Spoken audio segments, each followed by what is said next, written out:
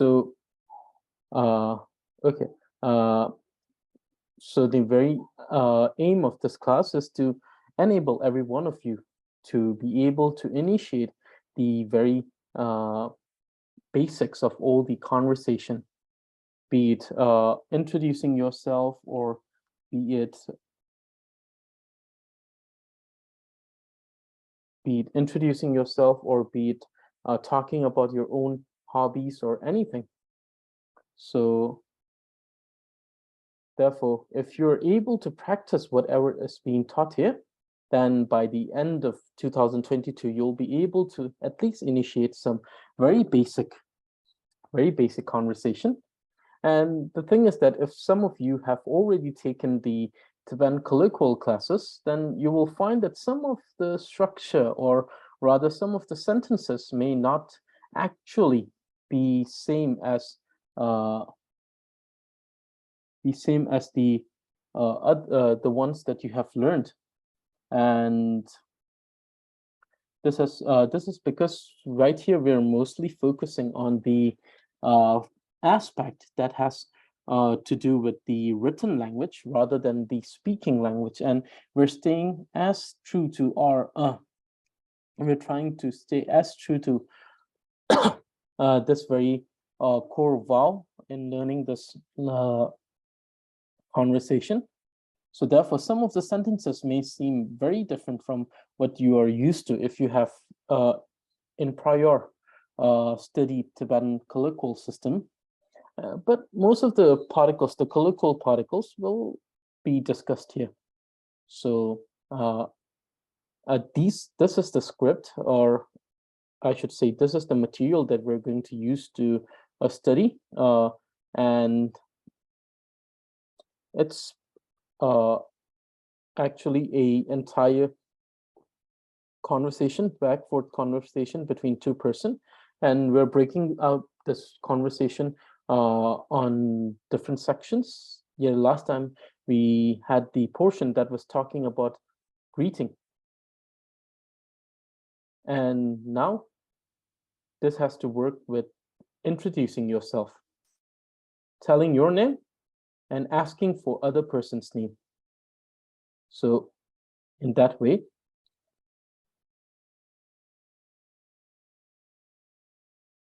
and then at the end, we'll discuss the difference between the usage of two particles, that is hin and re. Okay, so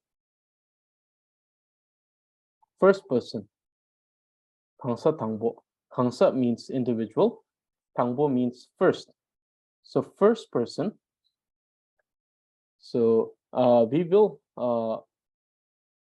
assume that the prior greetings have already been said. In the previous class, we had the small dialogue in which the first person greeted the second one, and the second one greeted the first one. So the very moment they met, they said Tashi Telek, and then it was answered with Tashi Telek, Kung Kham Sang, and then Kung Kham Sang. So this is the we will go with the premise that this has already been said. Okay, so the first person, Kangsa Tangbo. Kenaki Tsenla Kang Shuki Yotam. Kenaki Tsenla Kang Shuki Yotam. Kenaki Tsenla Kang Shuki Yotam. So the first thing that you're going to notice is if you have learned Tibetan conversation prior to this, is that I'm using this very particular sentence. It's a general particle, and it has to do with general particle of inquiring. It's a particle that inquires about a person or a place. Normally, we are more familiar with the usage of another particle, that is kare. So let me write it there here. The particle that we are more familiar is kare. Kera mean karere. So kare, kare. But here we are going to be more, we are going to use the other particle, that is kang.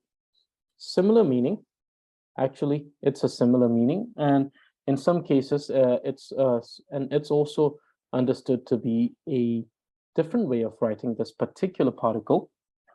So we can say 강을 캐나미 la 강을 or 캐나기 la 강슈기 유탐.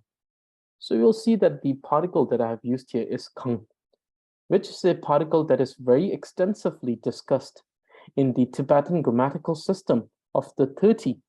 So this is a system of a Tibetan grammatical system in which we talk about the connective particles, and kang is one of the connective particles. And this is something that will be discussed more extensively or more elaborately in our class in October. But it is only recommended if you're already able to speak Tibetan to a good level. You have a basic understanding of the language, including how to make sentences and all. Then I would recommend you to join the class in October, which will deal with the Tibetan grammatical system. But now, going back to the topic, kang is a particle, a connective particle that is extensively discussed in Tibetan grammatical system. And the reason why I'm using kang is because I've made it already clear that we're going to stay true to the written language aspect of Tibetan, even when it's spoken, so that it becomes, by nature, it becomes your second nature, so that later when you read anything, be it a text or anything, it seems more like speaking rather than reading, and you understand it like the way you do it in your day-to-day life without having to focus too much on each particles. So the first line, and the other one, shu, which is the honorific of saying called. How is your name called? Even though it's not very comfortable saying it in that way, and definitely it doesn't make a very good sense there, but it's like asking, how do I call you? You see, but then it doesn't go it that way, because we already have the word ten, which is the honorific for the word name. In normal colloquial system, we say Ming. Non-honorific manner, we say Ming. Kenangi Ming la kare, or Kenangi Ming la kang shu, or Kenangi Ming kang re. But we see that here we are using the honorific. So ten, and we already have the word name here.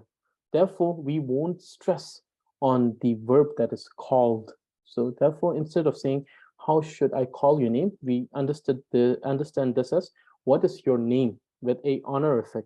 And though we have the very word that is saying, how is it called or call, here we don't let it become apparent. And then we see that there's another particle here that is tam. And it is the particle which is used at the end of the sentence to make it into a question, an inquiry. So it's used as an inquiry. It's a particle which is used in more than just an inquiry, but in these cases, this is used as an inquiry. Normally in English, we have the interrogative mark, we have the question mark. And then we see that it also comes with interrogative pronouns. So any sentence that has an interrogative pronoun and ending with an interrogative mark is actually a question in English. In Tibetan, we see that it is with these. Here we have these interrogative pronouns, and in the very thing in Tibetan is this very particle that is kang. But then the thing that works as the interrogative mark is tam, which is another particle. So therefore this becomes a question. So kena ki la kang shugi yue tam, which means what is your name? And we're using an honorific here, which is ten. Okay, so for those of you who have joined to learn basic Tibetan, every one of you, If this becomes too much details, please tell me, and then I'll try to reduce the details in each class, you see?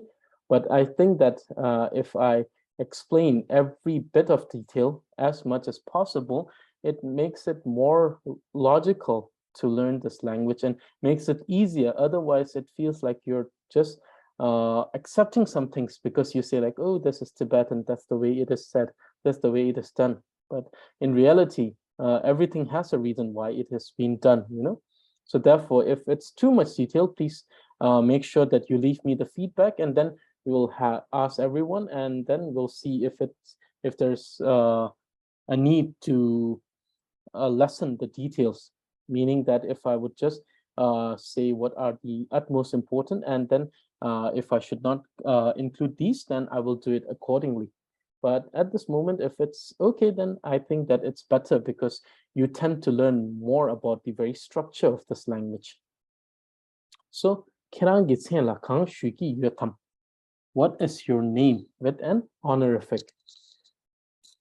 Kera ki la kang shuki yotam. Kera ki la kang shuki yotam. Kera ki la kang shuki yotam. Kera ki la kang shuki yotam. Okay, one thing that you'll notice also is that this very particular particle that is used at the end to indicate that this very sentence is a question. So definitely those who actually understand this particle will know that this is a question because it's interrogating something.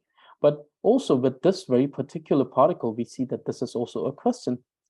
But you'll see that normally when we speak, which is in the colloquial system, we don't tend to use these particle as the question or interrogative particle. So we see them while we read something, be it a storybook or later be it a text. We see that these are used only while writing, but the thing is that they are also used while speaking. So when it's a question, it would be nice if you could add this one. And this should be not only for the conversation here, whatever question that you're asking someone, make sure that you include these particles. Okay, luck. So la, which is a very good way to respond to someone asking you a question. It's like you're just acknowledging someone asking you a question, and then you're acknowledging their willingness to conversation. I'm not in that very particular meaning, it's to elaborate. And the thing is that when we say luck, it's a sign of showing respect, saying that now I will initiate my answer. I hope that it doesn't sound too robotic here, but it is like that. So when we say la, normally we find that la is used when a younger person talks to an elder. It's a sign of respect. But I tend to use it with everyone because I feel that there's no reason why not to be respectful, you know? So therefore, luck, which means that, oh, I have heard your question. Now I'm going to answer. So it's like addressing someone with respect. La nge mingla siring sirki. So this shu is being substituted by ser. Shu is a word that you use to ask someone what is called. And ser is called in a way that a person says that I am called this. So the difference between shu and ser here. Shu has actually more than 2 or 3 usage, but here in this very context, it means called. How do I call you? What is your name? How are you called? You know? Or for example, if we use it with inanimate object, we say, what is this fruit called? So here we're interrogating. So shu is more like called, but with interrogation, asking someone what it is called. And the ser is more like this is called. So it's called, but the second one is more like asking someone, interrogation, and the second one is more like answering. So the first called is with the interrogation, and the second called is with answering. So called as a question. Called as an answer. So ser is, this is called, that is called. When you're answering it, shu is, what is this called? What is that called? As in interrogation. So one is question, one is answer, and that's the difference between shu and ser. And shu is honorific, ser is not honorific. You can actually use, I mean, if you want to use it as an honorific, you can use shu, shui use, but not with the sa. You just, what you do is that you cut down the sa, you only write shu, and that's it. So you can do that, or you can pull. So let me write this down. It's better if I write it than just saying it. You can see it's much better. So please look in the chat. I have written both variations. You can either write as po shashim shu or shashim shu, which is honorific of saying ser. Whereas shashim shu, so shu, it's more like, and shu is also used in a way that you're asking someone, requesting someone, you know. So therefore, so that's the difference between these two. And you see that the question has you, and therefore this has you. And you may ask the question, why is there key here and why is there key here? And for that, you'll have to join my grammar class. There is where you will find out why this is this and this is this, even though both of them have a similar meaning, but it has to do with the grammatical rules. But this is not very much urgent or pressing at the moment. More important is to understand these, because these are more words which are used in speaking. And though these are used, but these can be delayed to understand. These are more eminent ones, more important ones that you're going to come up in day-to-day life. These you can, even though it sounds very contradictory with what I said, but these at the moment you can say like, oh, okay, we'll deal with this later. But these are more eminent ones that you need to deal with at this very class. And if you don't understand it, please ask me, and I'll try to make it as clear as possible. So, la, nghe ming la, sering serkiyo. La, nghe ming la, sering serkiyo. La, nghe ming la, sering serkiyo, which means my name is Sering. You'll see that la has not been translated because it's just a form of addressing that someone has asked you a question, and then you're responding to them. Sorry, responding. Sorry. So you're responding to them.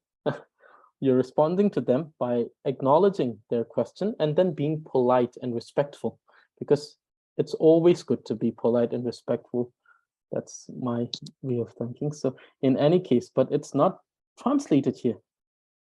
Very reason, because it's just the way to address someone, acknowledging that someone is speaking to you. Therefore, it doesn't need to be translated. So the actual translation says, my name is Tsering. And please notice that this ser and shu has not been translated here. You can either focus on ming and tse and translate it in that manner, or you can focus on shu and ser and translate.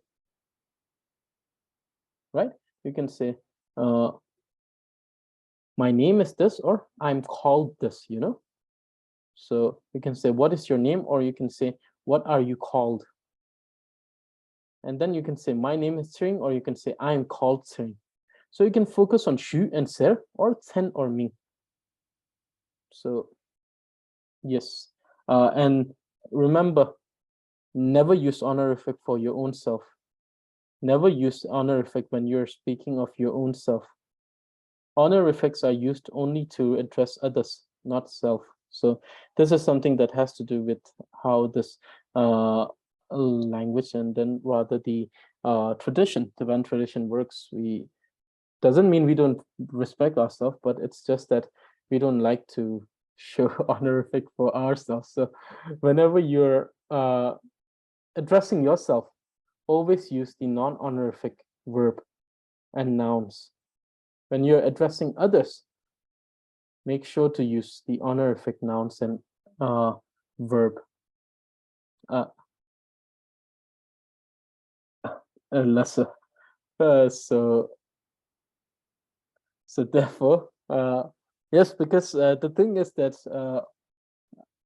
I mean, I'm living at a monastery, and there are people who come from other country who join as a monk, and then the very initial state when they're learning Tibetan, they use honorifics as an answering. Like people ask them like, can I shela cheta? And then they'll say nga shela cheta. But in reality, it's nga shela, but actually you should say nga shela nga kala satsahi. Shela is the honorific for food, which is kala. Ch is the honorific of eat, which is sa. So normally when people ask you, can I shela cheta? You have to answer nga kala sata, right? So, but I mean, in initial time, it's easier to answer the exactly same back, you know? Like trying to do the variation between the honorifics and the colloquial, it's more complicated. So at the initial time, I think it's very, very much understandable. Yes. So therefore, make sure that you never use the you don't use it. I mean, never becomes too extreme when I say it. Make sure that you don't use the honorific for your own self. Use it for others. So nye ming la Tsering sir. So the person is saying, my name is Tsering. Lasso. Lasso is actually a way to address to someone with respect. It says, yes, yes, like yes. Then we say, oh, yes. But lasso. The more colloquial one is oh yeah, yeah, or yaya. Yaya and hoya, it's like oh, but in not honorific manner. In an honorific manner, it becomes lasso. So it's better, you see. It's even much more it's much more gentler to the it's much more better to hear, you see, when you use honorifics. So for others, that is lasso ngani teshihin. So here you see that he's not saying like my name, but he's directly saying that I am. So when we say I am, never use you. You is to do with possessing something. So you possess your name, right? Your name is your name. So it's something that you have to possess and carry with you until and unless you become a ordained monk or nun, then you change your name. Otherwise, you carry this name with yourself. You possess this very name, right? So therefore, you. But when we say I am, then you have to use a particle that is hin, and hin is a particle to be. It's a to be particle. Rather than to have, it is to be particle. So nga ni hin, nga ni tashi hin, nga ni sitting hin. It has to do with to be. So when we say nga ni tashi hin, it means I am tashi. So we see that we have a to be, we have a to be verb here, which is am. It's a helping verb, and it's a secondary to be verb. So I am tashi means the person is tashi. So therefore, yin is a to be particle. Whenever you use yin, it is to be something. We will come later. We will come to understand the difference between yin and re. Both of them are to be verb, but they're different, and how they are different you will understand. So, lasso ngani tashi. Oh yes, I am tashi. So, lasso tashi la. So let me repeat this. Lasso ngani tashi. Lasso. Ngani tashihin. Lasso. Ngani tashihin. I am tashi. I am tashi. And I am tashi. Which is to be. Lasso. Tashila. So, okay, it means like, oh, okay, Tashila. So let's, oh, yes, yes, Tashila, or okay, Tashila. So, Kerang Jelwar Kapochung. Kerang Jelwar Kapochung. That's what Tashila. Kerang Jelwar Kapoch. So these are actually like to say like Tashila. So when we say Tashila, this la, we have this la, right? It's used as a honorific particle. Whenever we use a person's name and then we add lak, it's like honorific. Like for example, for teachers, we say gen lak. So gen lak is actually referring, gen is the it's the short form of the word gegen. So the actual word is gegen, but this can be written as gen la. So both means teacher, sometimes also written as gen la, and then also as gen la.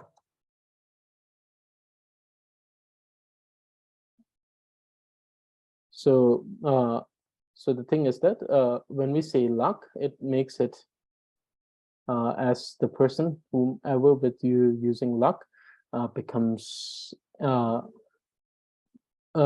someone that we address with respect. So lasso tashila, which means okay tashila. Kerang ke ka the kadang ke ke ke. Very different way to address you. K is a way to K. Kerang is a way to address someone as you, but with respect. K. Ko. He. K. With sa, it becomes less respectful. It becomes less respectful. But K is respectful. Kerang jelwar. Jelwar means meet. Kerang jelwar. Kapochung. Kapochung means happy, to feel happy. Though we won't say, I feel happy to have met you. It's more like happy to meet you, or I'm very happy to meet you. So, Lauso, Tashila, Kerang Jelwar, Kapochung. Okay, Tashi. Now, happy to meet you. Lauso, Tashila, Kerang Jelwar, Kapochung. Lauso, Tashila, Kerang Jelwar, Kapochung. Okay, Tashila, I'm happy to meet you. So, sitting la. Nga yang is a particle that says to, T-O-O, to. It means I also, it means like my sentiments exact, or I feel the same way. So sitting la, which we have luck, it's honorific particle. So addressing with respect. Very happy to meet you too. And this too comes from this word yang. Ngayon tugi, which means I'm also going, or I too am going, right? Ngayon pui so sorry, so many extra sentences, but these are examples, and 종기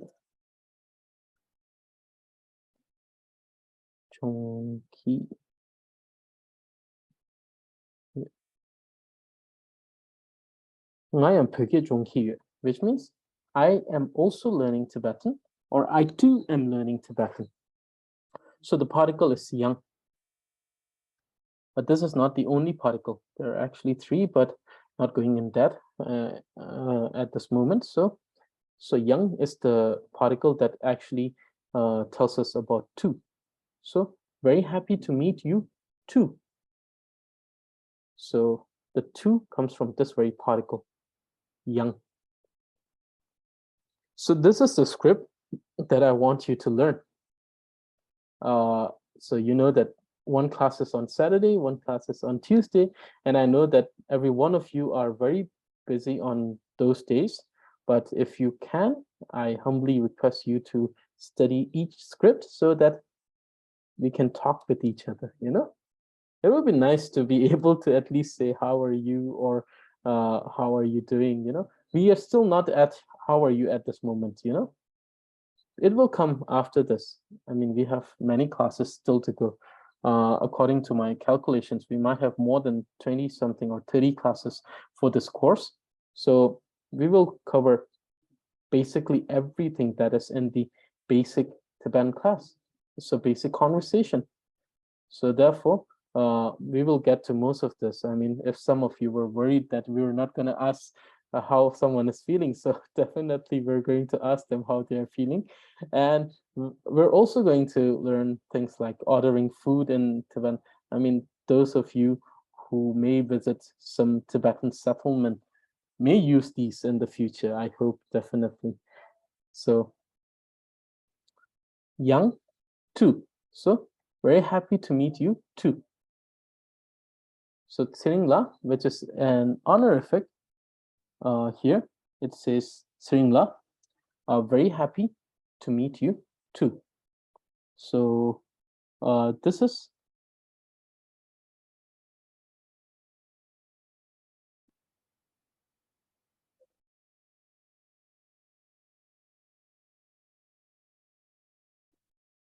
okay. So now other ways to ask for someone's name. So we can do it in other we can use other sentences to ask, like there are other ways to ask for someone's name, and you can use any one of them, and all of them are very wonderful way to ask people, depending on actually the way you're actually using it, like in what type of settings that you're asking it, you know. So definitely you must understand, we are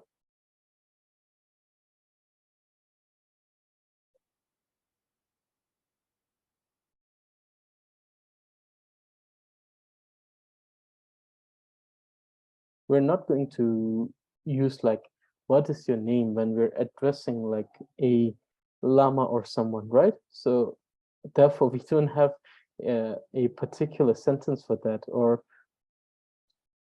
yes, definitely. We don't have a particular sentence to use in that manner, you know? So these are used in different levels, some in more formal setting, some in less formal setting. So, but in any case, we understand that these are used in asking someone's name.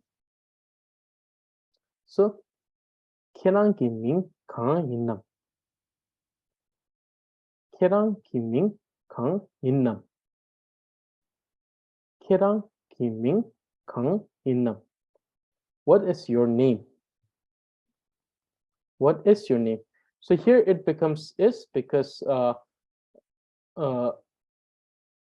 because you see that it is used for a with a pronoun which is not the first person pronoun, though it is to be in the same place. But you see that here there's no honorific, it's more colloquial. No honorific, we're saying Ming, which is the colloquial way of asking it. Then we say, for that, if you ask Kerang ki Ming Kang Inam, we answer it as La Nye Ming Siring Hin.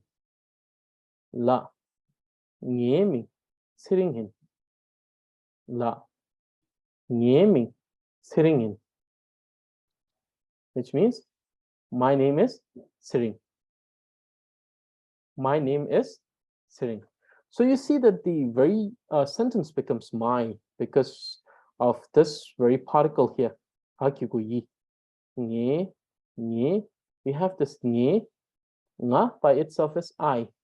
But with the addition of this very particle, which is hakyugu, it becomes my. It becomes a possessive pronoun. So it's since it's possessive or it's to be, the pronoun is possessive, but remember that it's used in a way that it indicates indicate as to be, because yin, so nghe means sitting in. My name is sitting. So please pay attention that we're not using re in any case. And then the other one is keranki nguming kainam. Keranki nguming kainam. Keranki nguming kainam. Keranki nguming kainam.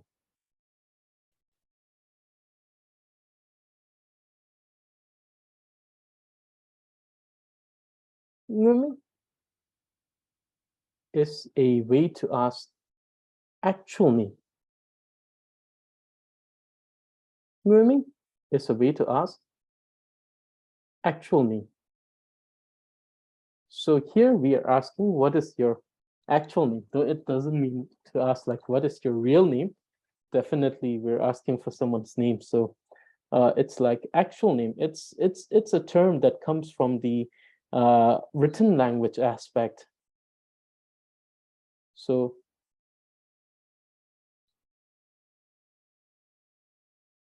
we see that in grammatical system, we have two types of name. One is the actual name, other is the designated name. Though a name of a person comes under the designated name category, but here it's actual name, it just means name. It's just more fancier way of asking someone's name.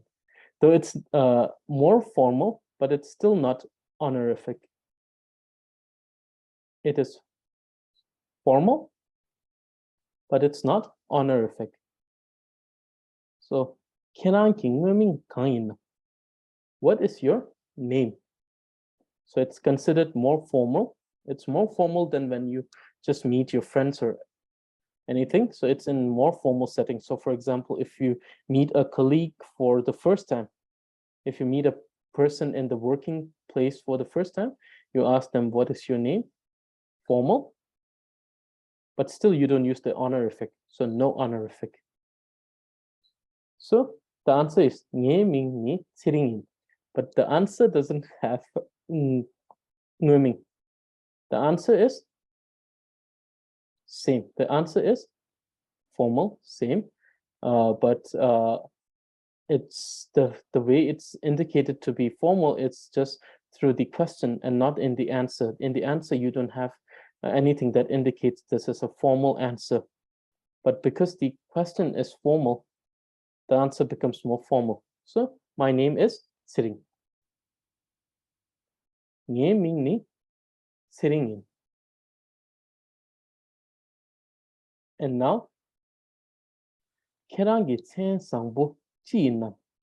Now, this, even though it's when it's translated, it seems not very comfortable, but it's like, what is your good name?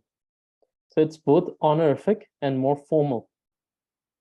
So the question is it's honorific because of the usage of the honorific of the word ming, which makes it formal, and then with sangpo, it makes it formal. So instead of saying ngueming, the more honorific way of saying ngueming is chen sangpo. And whenever you say the name of whenever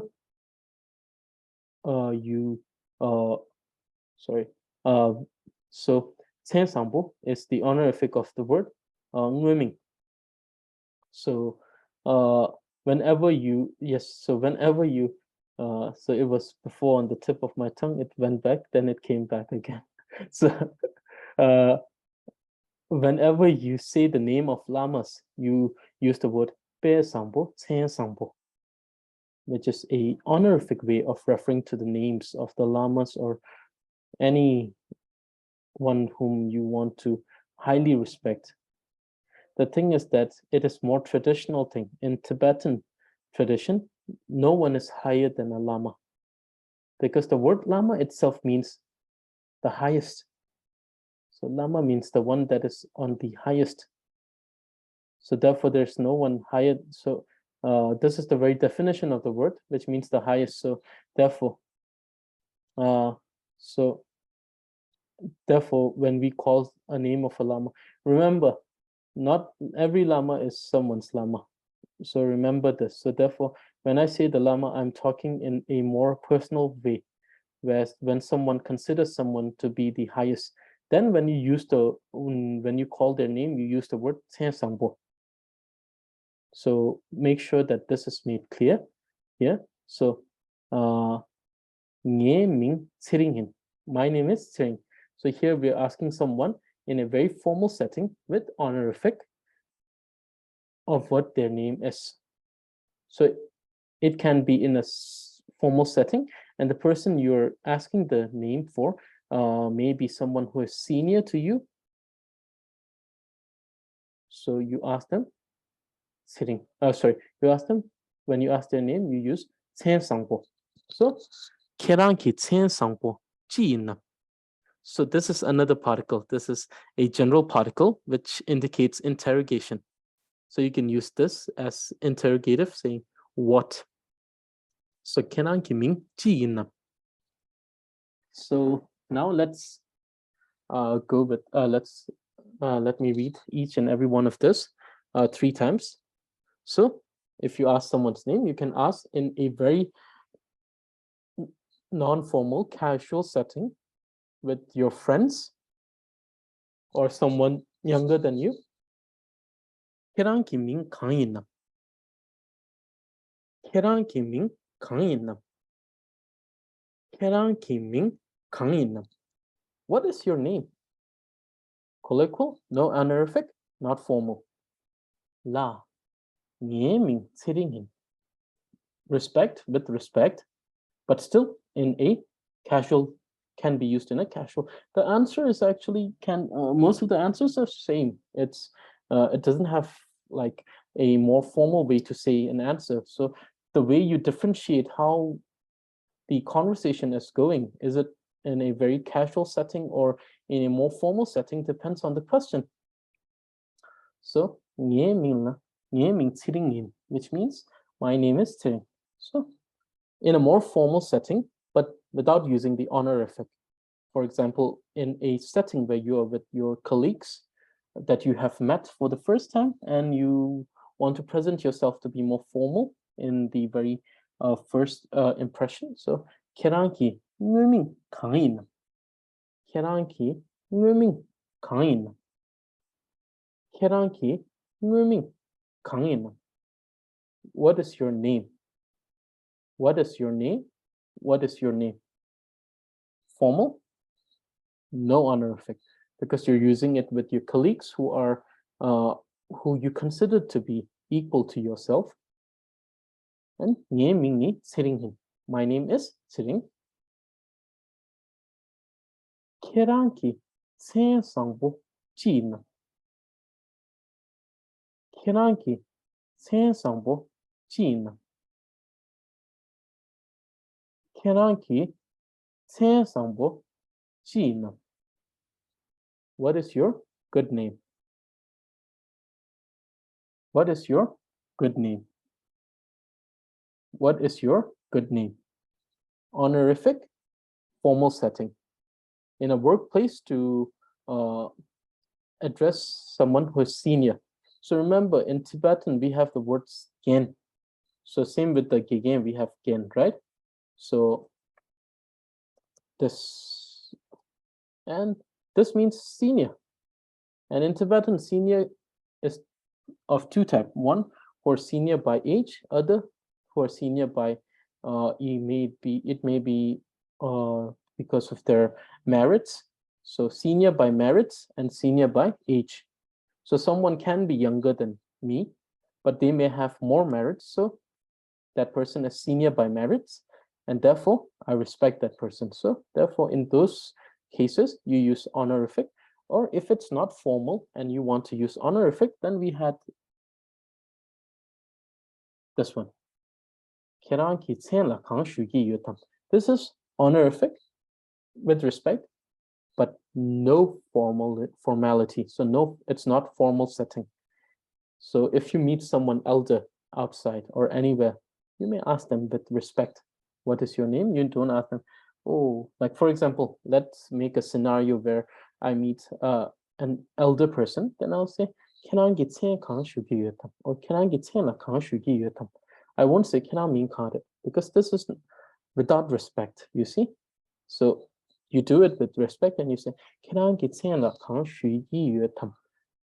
what is your name? But with honorific.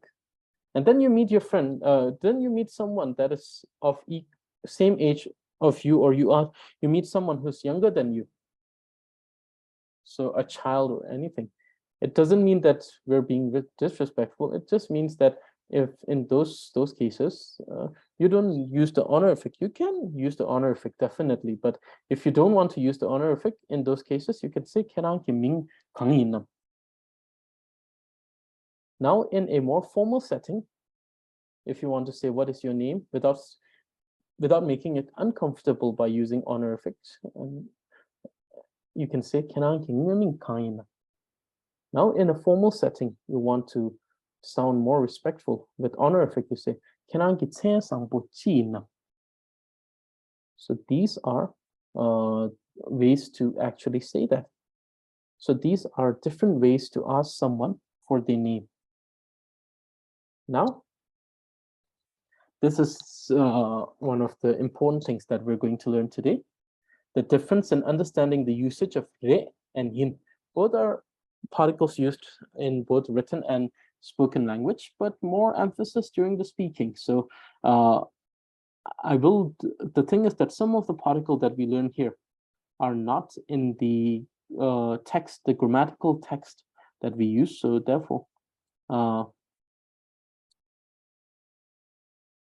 as long as my knowledge is concerned, so therefore, we're going to extensively discuss this in our conversation class.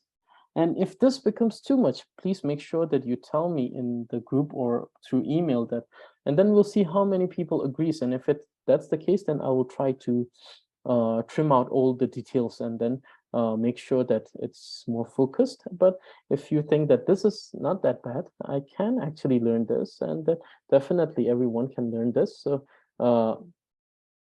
but it will take time, which is depending on each and every one of you.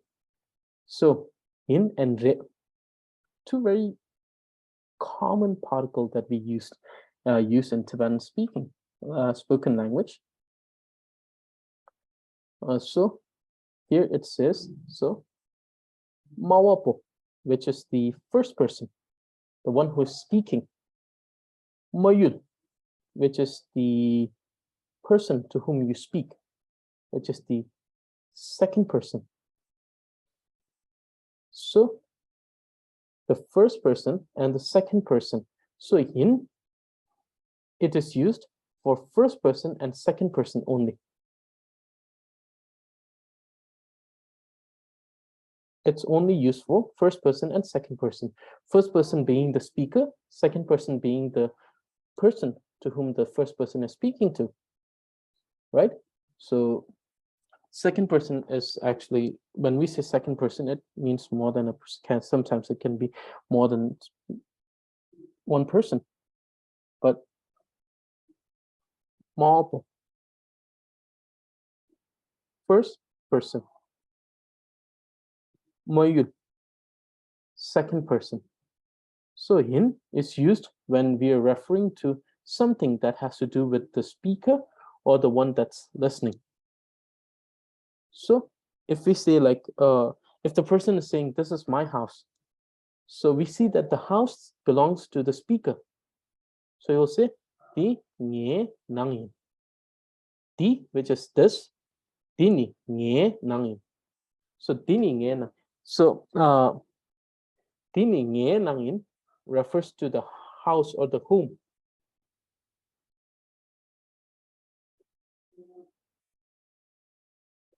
home, when we say this home depends, it belongs to whom? It belongs to the speaker. This is my home. Dini nge nang in.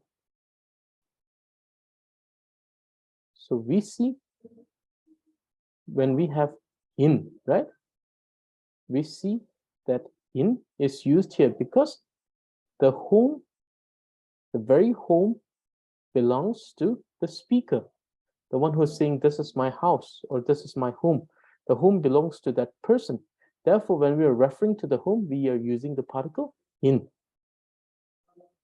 And then if we're going to ask, who are you? You at this moment as the person that's listening, the second person will say, Kena su innam. Kena su innam. Or kena ni su innam. We can use ni. Kena ni su innam or kena su innam. So when we say yin, we're using here. So I will be writing on the chat a lot. So please check the chat also here. Kera su in nam.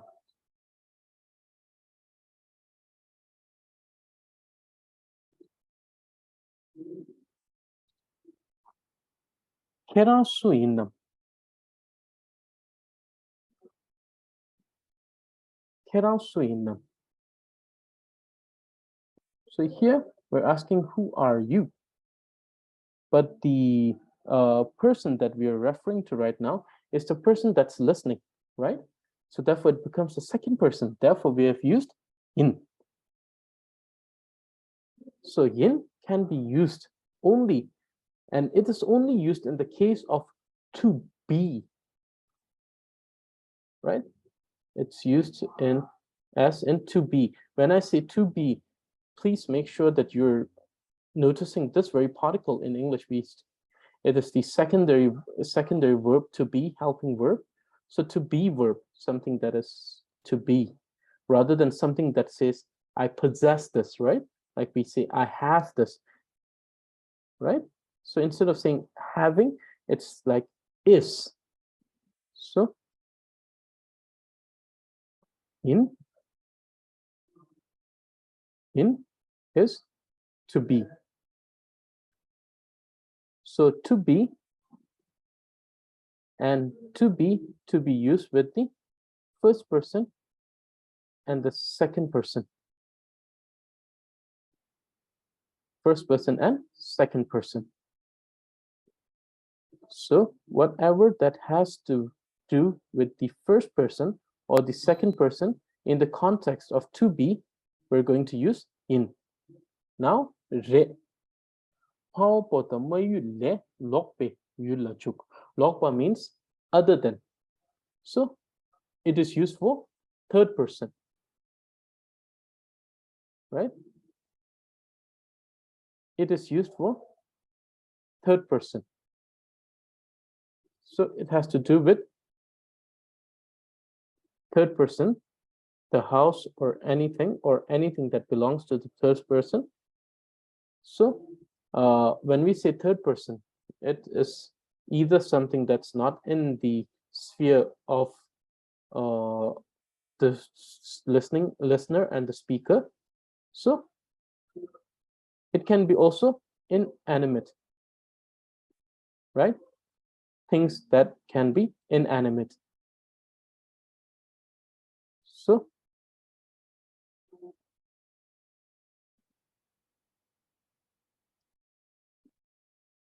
거기 죽으래.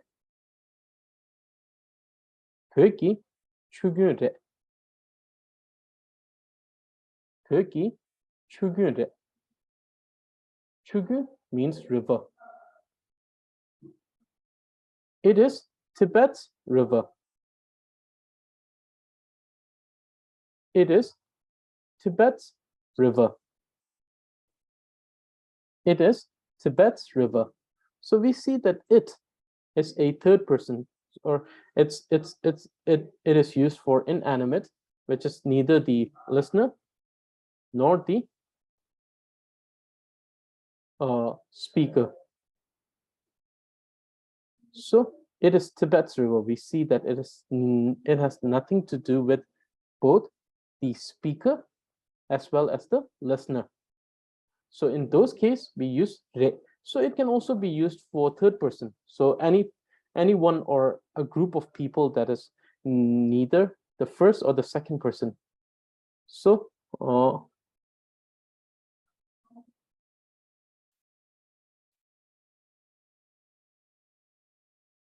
공채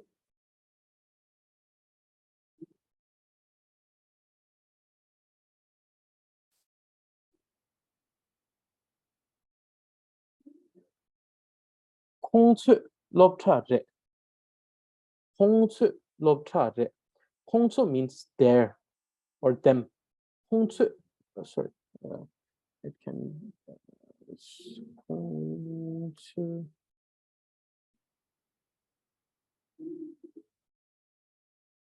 공채 럽차제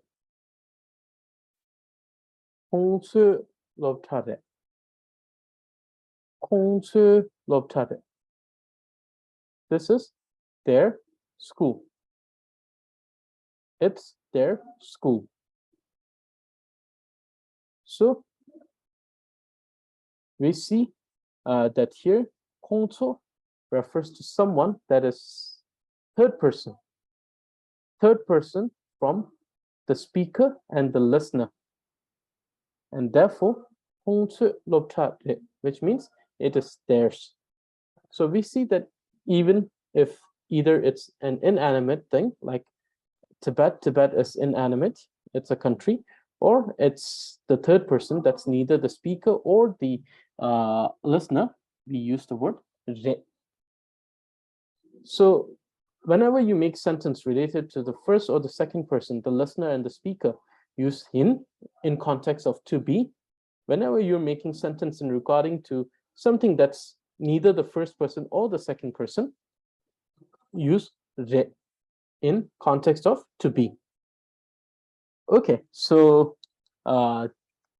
this is today's class, and those who have questions regarding the class, please ask away. We can have 10 minutes for question answers, and those who have questions, please ask away. And this is the lesson on these two particles. But the more important thing is this is important, but more important is to understand these scripts and these variation of the script. Okay, so please ask me any questions regarding today's lesson, or anything that is like a general doubt regarding anything that has been taught today. Tenzala, can you repeat for the second person? So second person is you, right? Yes. Kerang. Okay. So it in Kerang, can you give some other sentences, example of other sentences with the second person in which we use yin? Yin? Okay. Then okay, I'll also write in the chat so you can see what I have written.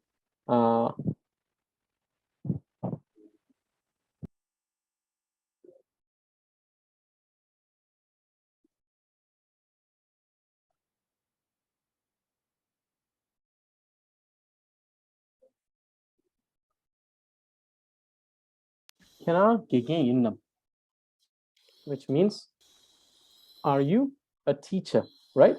So in this question, we see that we're using kerang, but in the context when we're asking someone, so this is similar. And then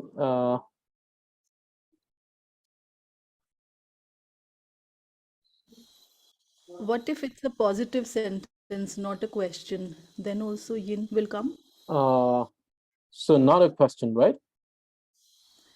Yeah, For not the question, example, but a positive statement like you are a teacher. Then we remove nam. That is that yes. right?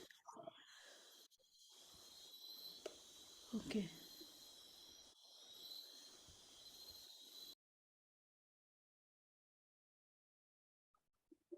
So when we say that you are a teacher, right? So Yes. when we have to say you are a teacher, we say kerang gegein, kerang lobta di gegein. But the thing is that this is a very okay. So we say kerang pyobayin. It means you are a Tibetan, or we can say kerang miin, or so yin is more towards to be, right? Not pyobayin, kerang pyobayin. So okay, so definitely we use in most cases. But now that you have asked that very question, there are cases where we are saying, I, but that is mostly to ascertain something. So, but yeah, keran pyobayin, keran pyobayin, keran pyobayin, keran or keran gegein.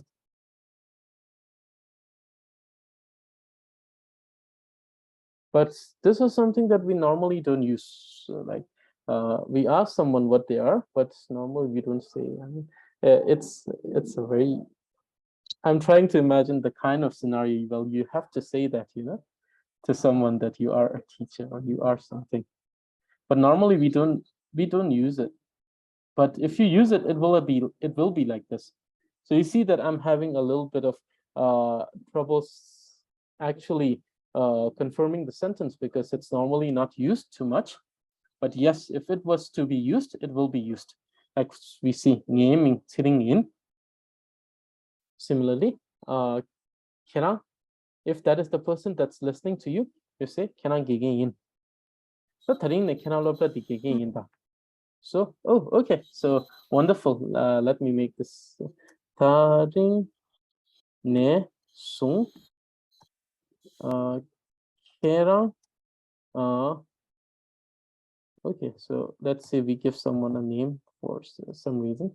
Tiring tang, which means from today you are tiring. Taring ne sung means from today you are tiring.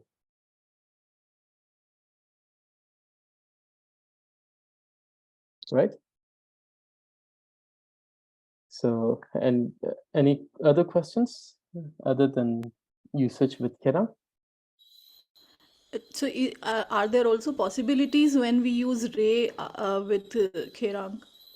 They use it, but according to the very definition, this becomes contradictory. Okay. Yes. Okay. So therefore, and I told you, you will hear people speaking, including the natives, in certain way, but this is because sometimes it's influenced by the people who are using it incorrectly, right? And then it becomes a thing that just becomes, and then everyone is using it incorrectly, and not many people are actually noticing that they're doing it. And then when you start using it correctly, it seems quite uncomfortable because you see people saying, "Oh, cannot direta, cannot pagireta," But in reality, it is cannot diin, cannot pagiin. But since you don't hear it used quite often, you feel like, is this wrong? But in reality, this is right. But since many are using it in that way, in the incorrect way, you feel that this is uncomfortable. So therefore, in, always in. So let's stay true to the definition. So Okay. therefore, always in. Okay. So, Gela, Also, yes. when we ask the third person, Mm-hmm. do we say consule or just consule? Kong, Kongsuretam. Consule. Yes. Consulatum. Yes. Okay. Yes.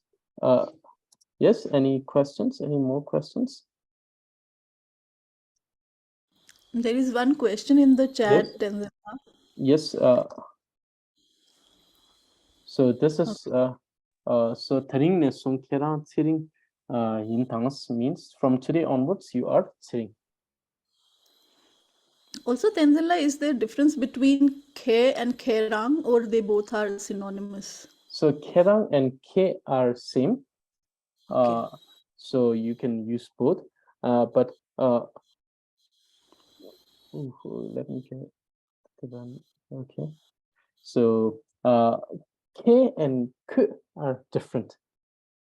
K is not honorific, whereas K is honorific. So this. Okay. This is honorific, but kerang and K is same. And another thing that if you're using nga, you have nga. I might just write it. So since it's nga, ngarang, and nge, all same. So you can use these three. Nga, ngarang, nge. But if you, so there is a usage of this, right? There is a usage of this and this. Sorry, not this one. This and this and this, which is ng, and this means I, but you use them only to only in a way you only if you're either a lama or yes, definitely either if you're a lama or someone who is like by birth in a higher place, you know. So you say ng, which is an honorific to self, but is used by lamas and great like lamas only. So these days it's used only by the lamas. Ng, you can say nga, nge, ngarang for your own self. And then there is, and I think this is going to be new for many of you, even if you have learned Tibetan, this koja, right? Kojak, which means you, and then ngecha, which means I, and or us. Sorry, ngecha means us, koja means you, as in plural.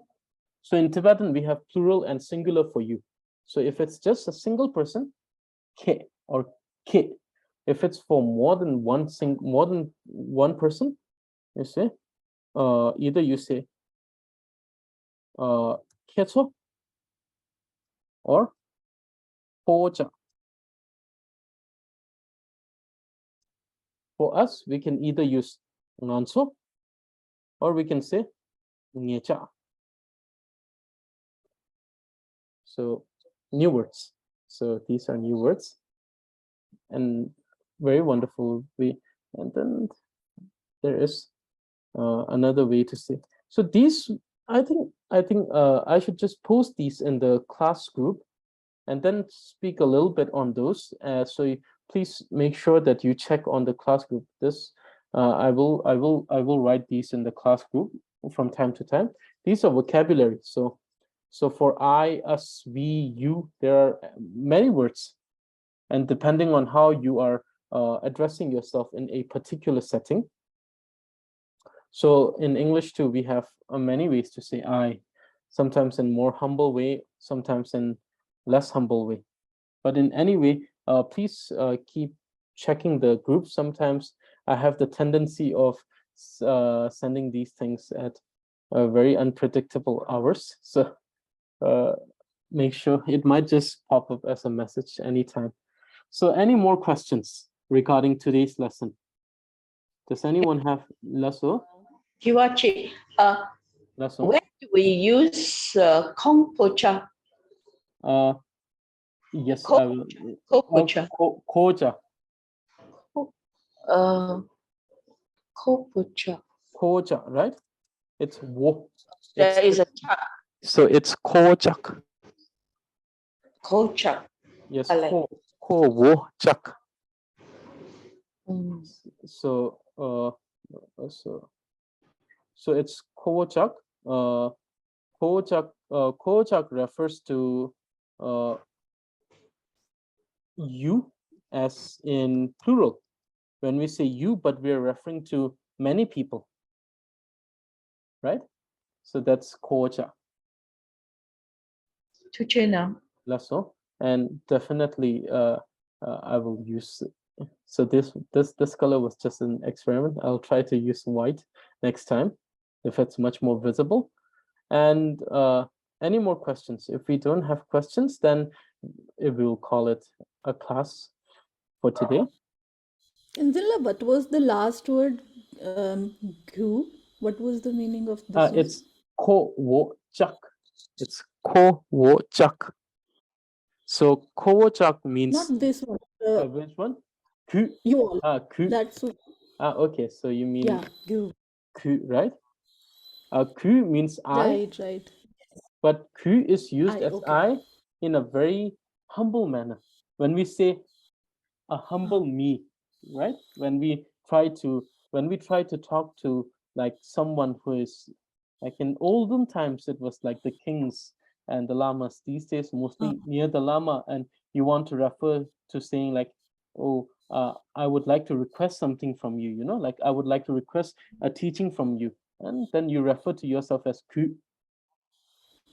Instead of saying nga, you say ku, which actually makes you more like it's a way to show yourself to be more humble than usual, you know.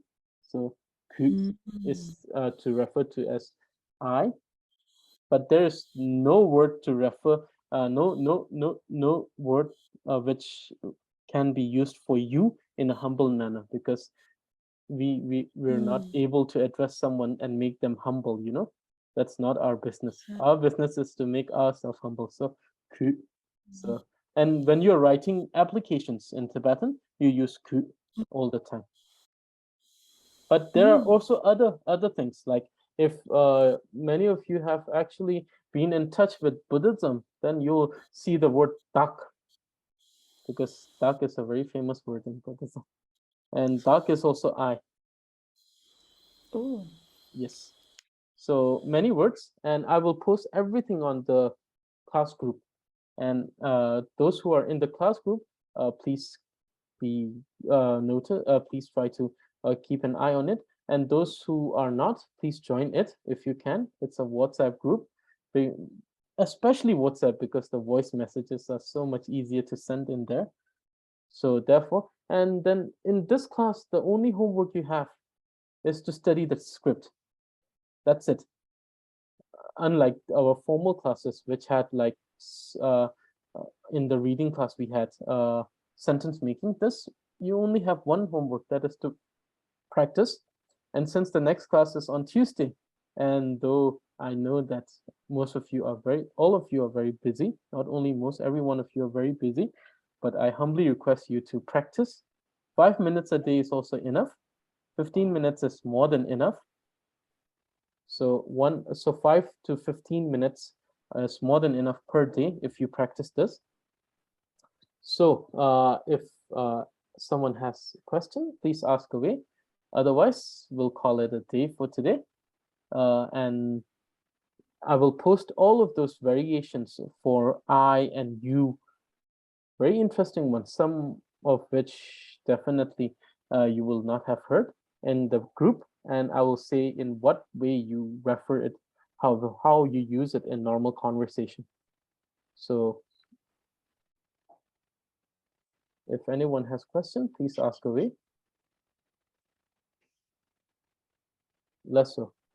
It seems that no one has questions. So this is it for today's class. And thank you very much for everyone who has joined us for this class. And I hope that this class was beneficial to everyone.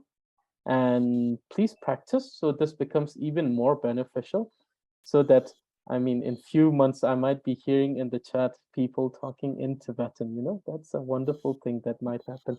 So this is just an aspirations from my side, and I hope and I pray best of luck to everyone, and Tashi Dele, and I will see you on Tuesday, 7 p.m. That's so.